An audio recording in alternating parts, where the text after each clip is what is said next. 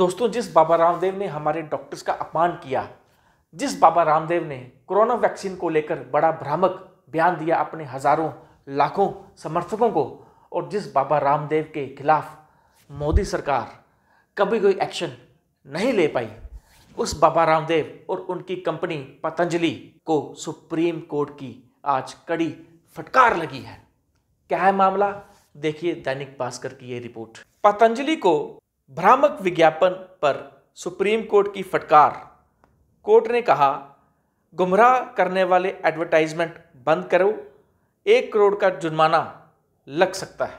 दोस्तों, ये वो व्यक्ति है जिनकी दंत मंजन में कटल फिश की बोन्स निकलती हैं और जिनके विज्ञापन क्या कह रहे होते हैं, ये पूर्णतः शाकाहारी है।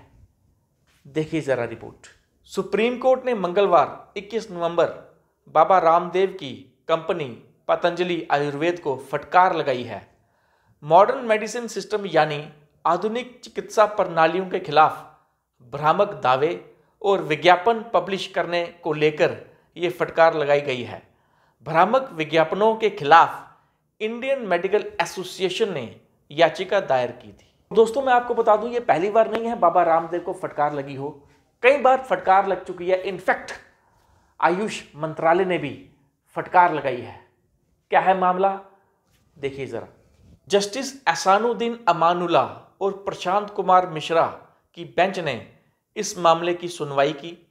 जस्टिस अमानुल्लाह ने कहा, पतंजलि आयुर्वेद को सभी झूठे और भ्रामक दावों वाले विज्ञापनों को तुरंत बंद करना होगा। कोर्ट ऐसे किसी भी उल्लंघन को बहुत गंभीरता से लेगा और हर एक प्रोडक्ट के झूठे दावे पर 1 करोड़ तक का जुर्माना भी लग सकता है। दोस्तों, इस मामले की सुनवाई 5 फरवरी 2024 को होगी और ये पहली बार नहीं है, कई बार बाबा रामदेव को फटकार लग चुकी है। और याद कीजिए, पिछले साल भी कोर्ट ने बाबा रामदेव को फटकार लगाई थी। क्या है मामला, देखिए अपने स्क्रीन पर। पिछले साल भी इंडियन मेडिकल एसोसिएशन की याचिका पर नोटिस जारी करते हुए कोर्ट ने एलोपैथी जैसी आधुनिक चिकित्सा प्रणालियों के खिलाफ बयान देने के लिए बाबा रामदेव को फटकार लगाई थी। भारत के तत्कालीन चीफ जस्टिस NV रमन्ना ने तब कहा था, बाबा रामदेव अपनी चिकित्सा प्रणाली को लोकप्रिय बना सकते हैं, लेकिन उन्हें अन्य प्रणालियों की आलोचना क्यों करनी चाहिए। हम सभी उनका सम्मान करते हैं। उन्होंने योग को लोकप्रिय बनाया, लेकिन उन्हें अन्य प्रणालियों की आलोचना नहीं करनी चाहिए। दोस्तों, जब बाबा रामदेव रामलीला मैदान से लड़की की वेशभूषा में भागे थे अपने हजारों लाखों समर्थकों को पीछे छोड़कर, तो एक पत्रकार ने आवाज उठाई थी। उस पत्रकार ने बाबा रामदेव के उस बयान को कि काला धन वापस आएगा, इस पे काफी ज्यादा शोज भी किए थे। और इस पत्रकार ने बाबा रामदेव की जो दिव्य दंत मंजल, उसमें जो कटल फिश की बोन्स पाई जा रही हैं, उसके खिलाफ एक बहुत बड़ा शो किया था और बाबा रामदेव ने उनको लीगल नोटिस भेजा था। बाबा रामदेव की जरा हड़बड़ाहट देखिए। दोस्तों, याद कीजिए, बाबा रामदेव अपने पेट पर लेटकर किस तरह हमारे डॉक्टर्स का मजाक उड़ा रहे थे। टर टर टर टर डॉक्टर टर टर। और उस समय की ये बात है जब हमारा देश बहुत ही नाजुक स्थिति से गुजर रहा था, तब कोरोना महामारी चल रही थी। देखिए जरा वीडियो। तीसरा बोलो, मुझे डॉक्टर बनना है। टर टर टर टर टर टर टर टर करते रहते, टर बनना है, टर डॉक्टर। 1000 डॉक्टर तो अभी कोरोना की डबल वैक्सीन लगाने के बाद मर गए। कल क्या समाचार है, कितने? 1000 डॉक्टर डबल वैक्सीन लगाने के बाद भी मर गए। अपने आप को ही नहीं बचा पाई, वो कैसी डॉक्टरी। और बात यहां नहीं रुकती दोस्तों। जब एक पत्रकार ने बाबा रामदेव के पुराने बयानों को लेकर उनसे सवाल पूछा था, तो कैसी भाषा का प्रयोग किया था बाबा रामदेव ने, मेरी पूंछ फाड़ लेगा के। देखिए जरा वीडियो। बाबा जी, आपने तो टीवी चैनल पर यह कहा था कि कौन सी सरकार आपको चाहिए, 40 रुपए पेट्रोल वाली सरकार, 300 रुपए सिलेंडर वाली सरकार। बाबा जी अच्छे भी कहा कुछ, आप ही ने कहा था सरकार बनी थी, आपने कहा था कि नहीं कहा था बाबा जी? मैंने कहा था, पूछ पड़ेगा मेरी। और बात यहां नहीं रुकती दोस्तों, बार बार कोरोना वैक्सीन को लेकर भ्रामक बयान देना। और इस सरकारी चाटुकार विवेक अग्निहोत्री को देखिए, इसने एक फिल्म बनाई थी द वैक्सीन वार। उस फिल्म में इन्होंने रत्ती भर भी बाबा रामदेव की आलोचना नहीं की। और बड़ी बात यह है कि इस फिल्म की प्रमोशन प्रधानमंत्री जी ने की। इस फिल्म में बाबा रामदेव की बिल्कुल भी आलोचना नहीं की। जो बाबा रामदेव कोरोना वैक्सीन को लेकर भ्रामक बयान देते थे, तब भाजपा का प्रचार चल रहा था पूरे देश में अपोजिशन पार्टीज के खिलाफ की अपोजिशन पार्टीज कोरोना वैक्सीन को लेकर एक लोगों को भ्रमित कर रही हैं। तब बाबा रामदेव के खिलाफ इन्होंने अपनी फिल्म में एक भी बात नहीं उठाई थी। क्या बाबा रामदेव को सरकार ने फटकार नहीं लगानी चाहिए थी? देखिए जरा वीडियो, बाबा रामदेव ने क्या कहा था। शायद तीसरी बार अभी कोरोना पॉजिटिव निकले हैं जो बाइडेन। डबल वैक्सीन की डोज भी लगा ली, बूस्टर डोज भी लगा ली, उसके बाद फिर हो गया काम। लो ले लो प्रसाद।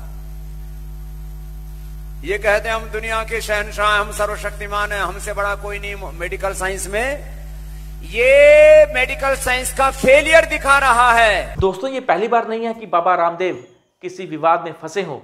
एक एक करके मैं सभी विवादों की सूची आपके सामने पेश करने जा रहा हूं। और ये जरूरी भी है क्योंकि सुप्रीम कोर्ट ने बाबा रामदेव को फटकार लगाई है कि बाबा रामदेव भ्रामक विज्ञापन ना करें। और बाबा रामदेव ने कोरोना वैक्सीन को लेकर भी भ्रामक बयान दिया था।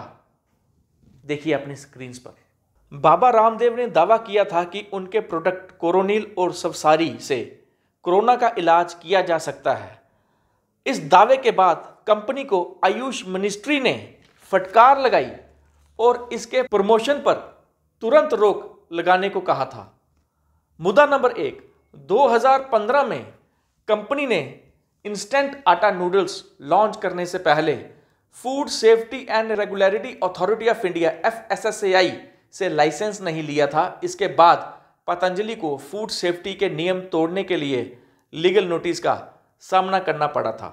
दैनिक भास्कर की ये रिपोर्ट देखिए अपनी स्क्रीन पर। 2015 में कैंटीन स्पोर्ट्स डिपार्टमेंट ने पतंजलि के आंवला जूस को पीने के लिए अनफिट बताया था।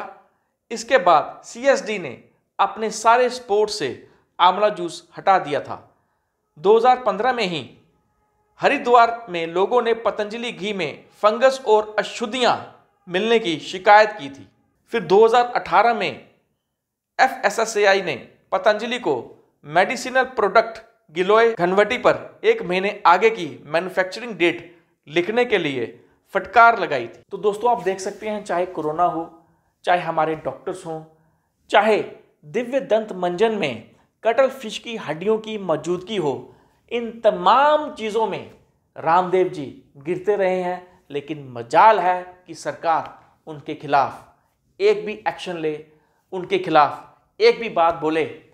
मुझे अभी भी रजत शर्मा जी का एक शो याद है जहां बाबा रामदेव जी बड़े जोर शोर से बोल रहे थे कि अगर कोई सरकार आपका इनकम टैक्स कुछ साल के लिए बिल्कुल माफ़ कर दे या आपके पेट्रोल की कीमतें 30-40 रुपए कर दें, तो क्या आप उस सरकार को नहीं लाना चाहेंगे?